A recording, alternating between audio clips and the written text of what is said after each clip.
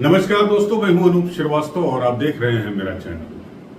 दोस्तों, चुनाव हो रहे हैं विधानसभा के महाराष्ट्र, झारखंड और उत्तर प्रदेश के 9 विधानसभा सीटों पर भी उपचुनाव हो रहे हैं। लेकिन पिछले 24 घंटों से सियासत बिहार में गर्म है, जहां पर चुनाव 2025 में होने हैं। लेकिन 2025 में बिहार में होने वाले चुनाव को लेकर सरगर्मियां, सरगोशियां, बयानबाजी तेज होती जा रही है। ताजा विवाद अररिया के सांसद, बीजेपी सांसद प्रदीप कुमार सिंह और आरजेडी के नेता, फायर ब्रांड नेता तेजस्वी यादव के बीच शुरू हुई है। जी हां दोस्तों, आपको याद होगा कि 18 अक्टूबर से बेगूसराय के बीजेपी सांसद और केंद्रीय मंत्री गिरिराज सिंह ने एक हिंदू महासभा यात्रा कह लीजिए या हिंदू स्वाभिमान यात्रा उन्होंने निकाली थी। भागलपुर से शुरू की थी और वो कई जिलों में होती हुई 22 अक्टूबर को अररिया में जाकर खत्म हुई।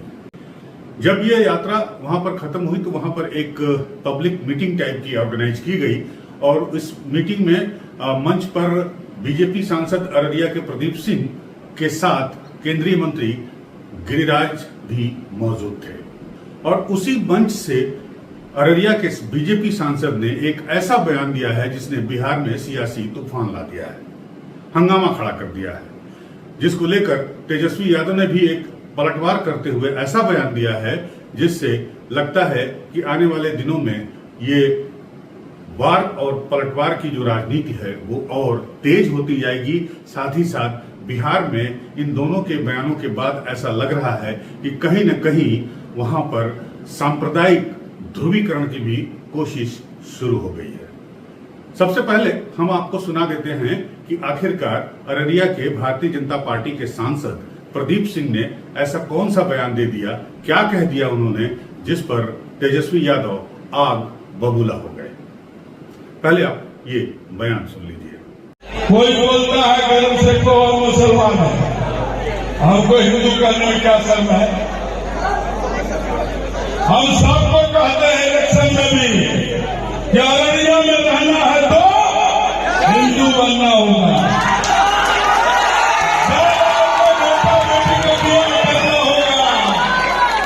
जब बेटा बेटी का ब्याह करना होगा तब जात खोज लीजिएगा, परिवार खोज लीजिएगा, नस्ल खोज लीजिएगा, हड्डी खोज लीजिएगा, खानदान खोज लीजिएगा। जब बेटा बेटी का सम्मान करना है, आज कौन करेगा देश की रक्षा, बताइए, इस देश की रक्षा। तो यही वो बयान था प्रदीप सिंह, बीजेपी सांसद अररिया का, जिसने बिहार के सियासी प्याले में तूफान मचा दिया है। प्रदीप सिंह के इस बयान के सामने आने के बाद आरजेडी के मुखिया या यूं कहें आरजेडी के फायर ब्रांड नेता तेजस्वी यादव, जो कल रांची में थे झारखंड में चुनाव प्रचार के सिलसिले में, वहां से उन्होंने फेसबुक लाइव करके अपना एक बयान जारी किया, जिसमें उन्होंने पलटवार करते हुए धमकी तक दे डाली कि अगर मुसलमानों के लिए कुछ किया गया, कुछ ऐसा कहा गया तो वो ईंट से ईंट बजा देंगे। तेजस्वी यादव मुसलमानों के पक्ष में खुलकर सामने आ गए, जिस तरह से गिरिराज सिंह हिंदुओं के पक्ष में खुलकर सामने आ गए। जाहिर सी बात है कि तेजस्वी यादव ने साफ साफ चेतावनी दे डाली नीतीश कुमार सरकार को, खासकर निशाना उनका नीतीश कुमार के ऊपर था कि नीतीश कुमार गांधी की बात तो करते हैं लेकिन वो उन लोगों का समर्थन करते हैं, उन लोगों को साथ लेकर चलते हैं जिन्होंने गोडसे की हत्या की है या जो गोडसे की विचारधारा का समर्थन करते हैं। और इसी के साथ उन्होंने ये धमकी दी कि बिहार में किसी भी तरह के सांप्रदायिक ध्रुवीकरण को या दंगा करने की कोशिश को या सांप्रदायिक हिंसा करने की कोशिश को वो कामयाब नहीं होने देंगे और वो ईंट से ईंट बजा देंगे।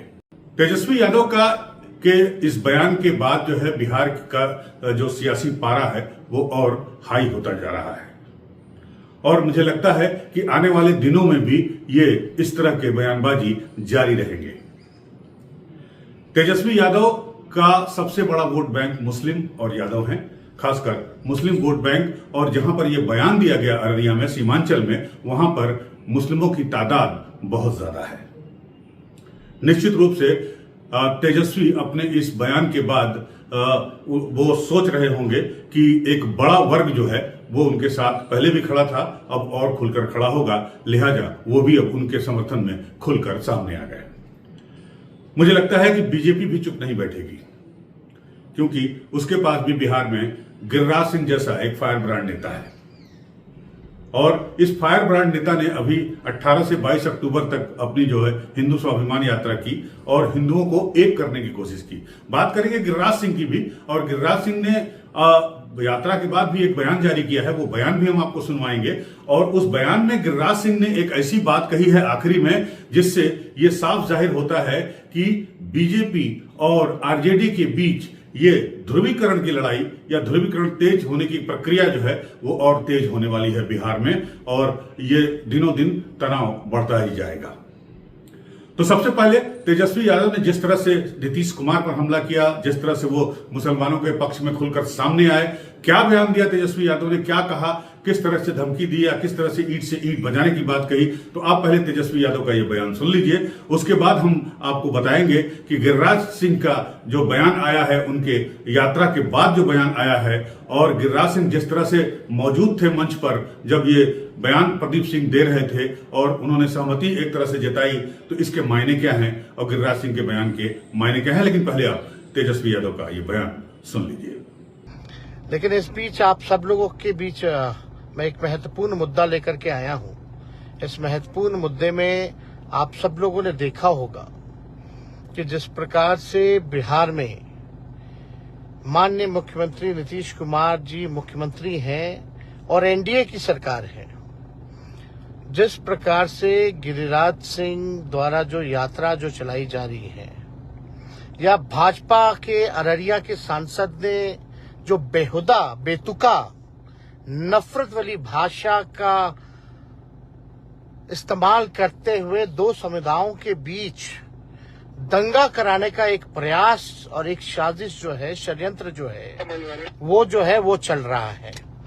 और आप सब लोगों को हम इतना बता देना चाहते हैं कि बिहार सरकार ने, अद्भुत है नीतीश कुमार जी कि गांधी की बात करते हैं और गॉडसे के वंशजों को बढ़ाने का काम कर रहे हैं बिहार की धरती पर।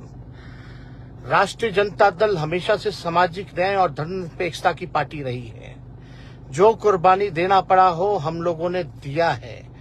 मजबूती के साथ हम लोगों ने सांप्रदायिक शक्तियों से, सामंतवादियों से हम लोगों ने लड़ाई लड़ी है और आगे भी हम लोग जो है लड़ाई लड़ेंगे।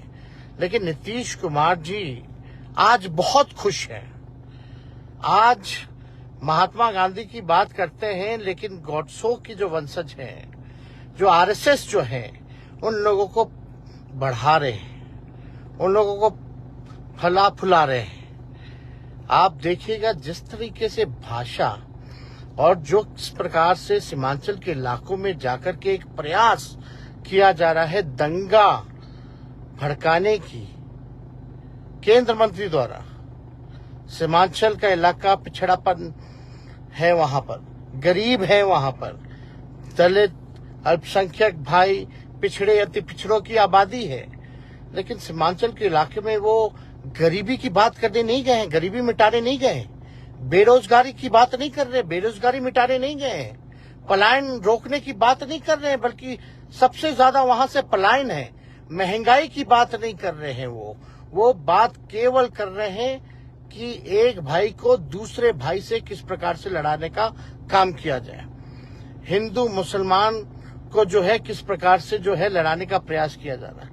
अररिया के सांसद ने जिस तरीके की भाषा का इस्तेमाल किया है उसका मैं विरोध करता हूं, खंडन करता हूं। और अगर कोई मुसलमान भाइयों के प्रति अगर बुरी नजर कोई देखने का काम करेगा तो राष्ट्रीय जनता दल और तेजस्वी यादव चुप बैठने वाला नहीं, ईंट से ईंट बजा देंगे। तो सुना आपने तेजस्वी यादव का बयान, जिसमें उनका कहना है कि वो चुप नहीं बैठेंगे और वो ईंट से ईंट बजा देंगे। अब ये बात बिल्कुल साफ है कि तेजस्वी यादव खुलकर मैदान में आ गए हैं। उनका निशाना न सिर्फ बीजेपी है, बल्कि साथ ही साथ उनके निशाने पर मुख्यमंत्री नीतीश कुमार भी हैं। हालांकि आपको बता दें कि इस बारे में जब इनकी हिंदू स्वाभिमान यात्रा निकली थी गिरिराज सिंह की, उस वक्त जेडीयू के जो मुख्य प्रवक्ता है नीरज कुमार, उनका ये बयान सामने आया था कि जेडीयू इस यात्रा से इत्तेफाक नहीं रखती है, क्योंकि बिहार की राजनीति जहां तक मैं समझता हूं उसमें बहुत ये भी क्लियर है कि बहुत सारे मुस्लिम जो है वो, या अल्पसंख्यक वर्ग जो है, पिछड़ा वर्ग तो नीतीश कुमार के साथ है ही, लेकिन अल्पसंख्यक भी उनको पसंद करता है और वो उनके वोट बैंक में भी शामिल है। ये बात है कि इसका एक बड़ा चंक आरजेडी के पास है। लेकिन आपको याद होगा कि 2015 में जब आरजेडी और नीतीश कुमार की पार्टी जेडीयू एक साथ मिलकर लड़ी थी, तो वो सारा वोट बैंक एकुमुलेट होकर इनको मिला था और इन्हें बम्पर जीत हासिल हुई थी। हालांकि बाद में तो वो अब रिश्ता रहा नहीं, लेकिन ये जरूर है कि अब बीजेपी चाहेगी कि उसका जो कोर वोट है वो उसके साथ इंटैक्ट रहे, और उसमें हिंदुत्व की बात इसीलिए की जा रही है। मैं बात कर रहा था गिरिराज सिंह की यात्रा की, और यात्रा के समापन के बाद उनके आए बयान की। तो इस बयान में गिरिराज सिंह ने आखिर में यह भी कहा है कि हिंदुओं को एकत्र करने के लिए, हिंदुओं को एकजुट करने के लिए उन्होंने ये यात्रा निकाली थी। हालांकि ये पार्टी की यात्रा नहीं थी, लेकिन अपने बयान के आखिरी में गिरिराज सिंह ने यह कहा है कि गांव-गांव, जिले-जिले, गांव-गांव हर हिंदू को अपने हिंदू भाइयों के घर जाना चाहिए, उनके दुख में जाना चाहिए, उनके सुख में जाना चाहिए, और एक दूसरे का साथ बटाना चाहिए, एक दूसरे के साथ खड़ा होना चाहिए। ये माहौल क्रिएट करना चाहिए। आप ध्यान दीजिएगा इस बात पर, गिरिराज सिंह के जो कि केंद्रीय मंत्री हैं, कि माहौल क्रिएट करना चाहिए कि हिंदू बिल्कुल एकजुट हो जाए, हिंदू एकवट हो जाए, जिसको बिहार में इस भाषा में कहते हैं। और उधर तेजस्वी की पूरी कोशिश है कि मुसलमान एकवट हो जाए, यानी मुसलमान एक हो जाए। मुसलमान और उनका यादव जो वोट बैंक है उसके साथ अगर उन्हें पिछड़ों का और दलितों का भी सहयोग मिल जाता है तो माफ कीजिएगा, तेजस्वी यादव को लगता है कि 25 में सरकार उनकी बन जाएगी। स्वाभिमान यात्रा हम बेगूसराय से चले, थाना बिहपुर, भागलपुर, उसके बाद कटिहार, बीच में नवगछिया, उसके बाद पूर्णिया, अररिया और किशनगंज तक आए। मैं सभी जो इसमें लगे रहे सनातनी हिंदू, जो दूर से ही आशीर्वाद देते रहे,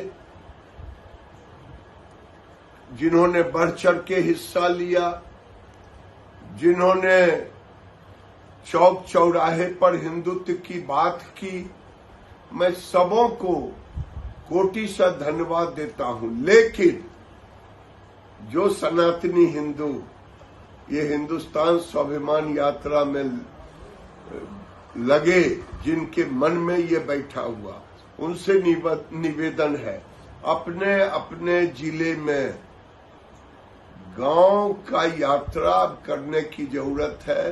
हिंदुओं के साथ एक तार जुटा रहे, जब किसी के दुख में, सुख में सब वहां दौड़ के पहुंचे। ये एक माहौल क्रिएट हो, ये आपसे होगा। हम तो आगे भी अगर प्रोग्राम बनेगा तो जिला वाइज जाएंगे, लेकिन जरूरत पड़ेगा तो मैं गांव में भी आऊंगा। लेकिन आपसे प्रार्थना है, इस कार्यक्रम को आप गांव तक ले जाएं। तो माहौल को अब जो है, माहौल का ध्रुवीकरण करने का प्रयास हो रहा है, होने वाला है, होगा। बिहार में जैसे जैसे चुनाव की तारीखें नजदीक आती जाएंगी, जैसे जैसे समय बढ़ता बीतता जाएगा, वैसे वैसे ध्रुवीकरण की प्रक्रिया तेज होती जाएगी। देखना होगा कि आखिर आरजेडी और बीजेपी दोनों ही दल अपने इस मकसद में कहां तक कामयाब हो पाते हैं। क्या उनकी इस मंशा को बिहार की जनता पढ़ सकती है, पढ़ पाएगी, और अपनी मंशा में वो कितने कामयाब होंगे। हम आपको बताते रहेंगे, अपडेट करते रहेंगे। आप बने रहिएगा हमारे साथ। अगर आपको ये वीडियो अच्छा लगा हो तो हमारे चैनल को लाइक, सब्सक्राइब जरूर कीजिएगा। मिलते हैं आपसे अगले वीडियो में, तब तक के लिए नमस्कार।